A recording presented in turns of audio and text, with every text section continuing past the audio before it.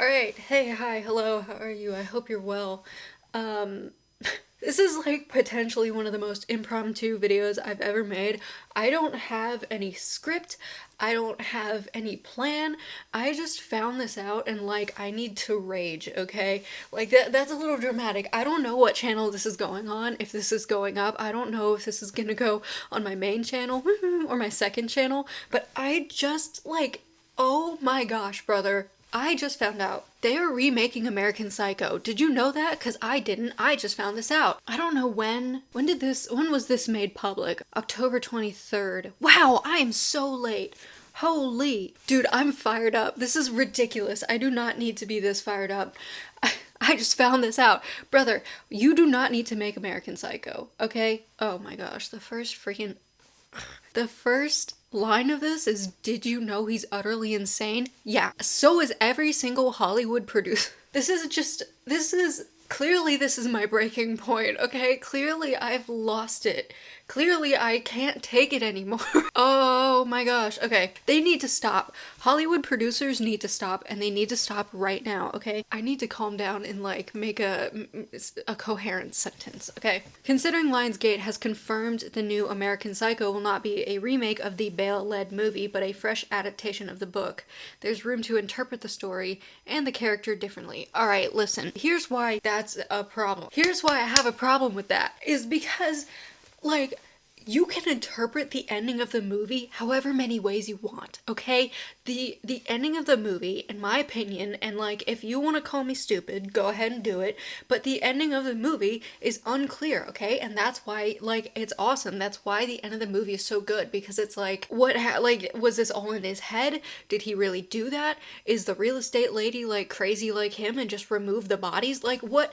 It's been a while since I've watched it, but like, and it's on Netflix and I keep meaning to rewatch it, but anyway, you can say this is a new interpretation of the book, whatever. What did they say? A fresh adaptation of the book. But like, here's the thing. It doesn't say that it's going to be a more accurate, like closer to the book, you know? It just says that it's gonna be a fresh adaptation and there's more room to interpret the story, which makes no, like, why do we need to do that? Gosh, maybe I should read the article. Oh my gosh, I'm gonna lose it, I'm gonna lose it, I'm gonna lose it, I'm gonna lose my mind, I'm gonna lose my mind. Okay, I was saying, I will link this article.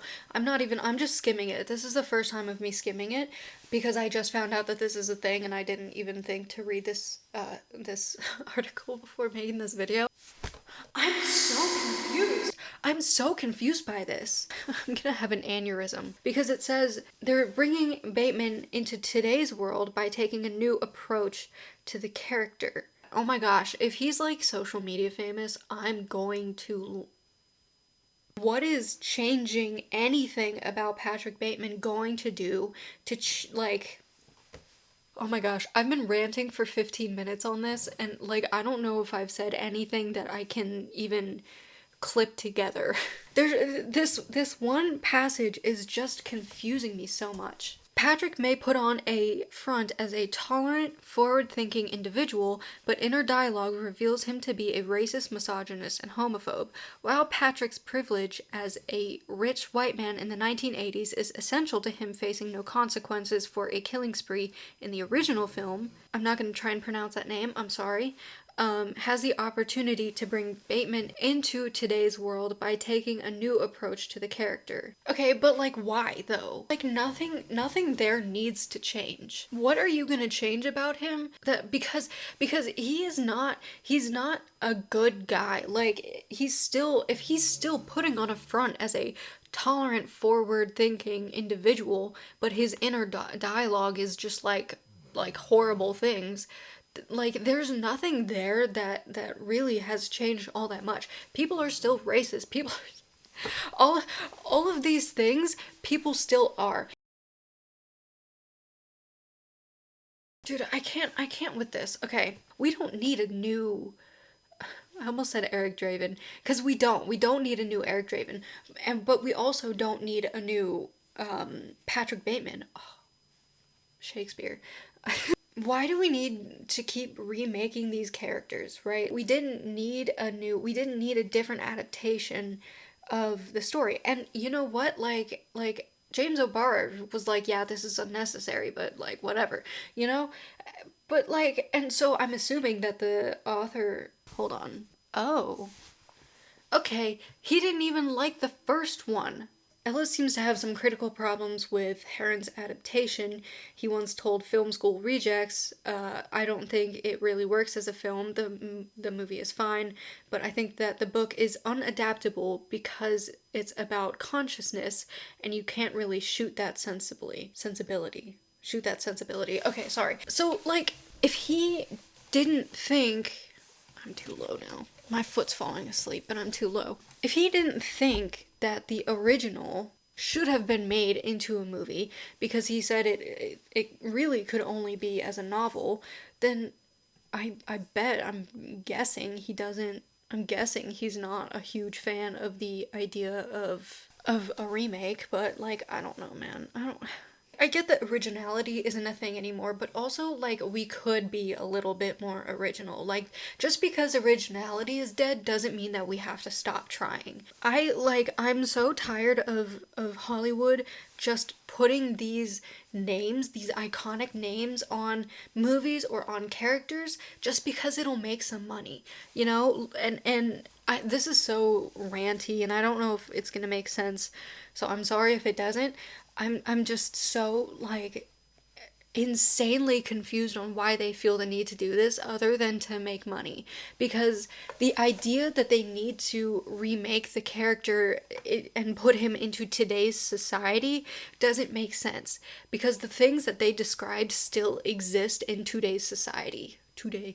I just wish Hollywood would come up with something new or take a new book or something, you know, take a like Ruth Ware was supposed to have, did she ever get a okay, so the woman in cabin 10 is supposed to be, but I feel like that's been going on forever. I mean, maybe they're just taking a long time to film it, which, like, sure.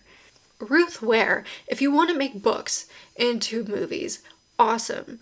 Awesome. Ruth Ware is a perfect example of somebody who should be made into, like, whose books should be made into movies.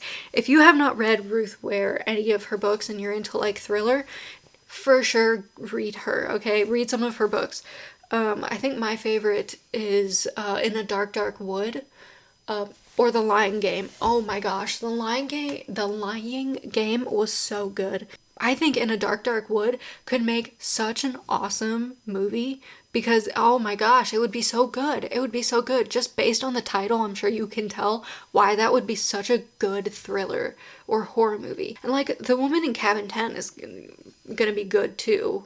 But, or I hope it's gonna be good. Like, it's got a good premise. That's what I'm thinking of, you don't need to remake all of these movies that have already been made and don't need to be remade. We don't need another version of Patrick Bateman. We don't need another version of Eric Draven. There are some movies that are just classics that don't need to be remade. I'm trying to think of other classics. Don't touch The Shining. Don't do it. Don't touch it. Don't touch it, okay? That's just another one that it's like Jack Nicholson encapsulated the character so perfectly. Nobody could play Jack Torrance like Jack Nicholson. It just makes me laugh that Jack Nicholson keeps playing, like, characters named Jack. I'm just astounded by the movies that they continue to remake for absolutely no reason. I dare you, Hollywood. I dare you to remake A Clockwork Orange. I dare you. I haven't even watched it yet, but I dare you. Do it. The Birds. I'll give you that. I'll give you that. I think The Birds could have a remake, and that would be really cool. Because the special effects that you could use would be so cool. That is something that I would watch. That is something that I would watch, and I wouldn't be horrifically against it at first. I think the special effects for that could be really cool, you know? Anyway, okay, I think I'm gonna stop ranting now. I'm gonna try and cut this down and make it make it as like understandable as possible. Hopefully you get the gist of what I'm trying to say. Just gosh, just remaking so many movies that don't need to be remade. They don't need to be touched. I gave you a movie. Hollywood, listen to me. I gave you a movie that you could remake. Hi, baby. Hi, Boba. Oh, what are you knocking over? Hollywood, I gave you a movie that I think could be a cool remake, okay? So, there you go. Anyway, if you made it through this, that's really honestly a little bit impressive. Let me know your thoughts. Let me know what you think. Let me know if you like, tell me what you think about the whole bringing Patrick Bateman into today's world. What does that mean? Maybe I'm just dumb. If there's a movie you want remade, let me know, because I think The Birds could be remade. I think In a Dark Dark Wood by Ruth Ware should be made into a movie done well. So anyway, thank you for watching. I will see you later. Hey, Paul!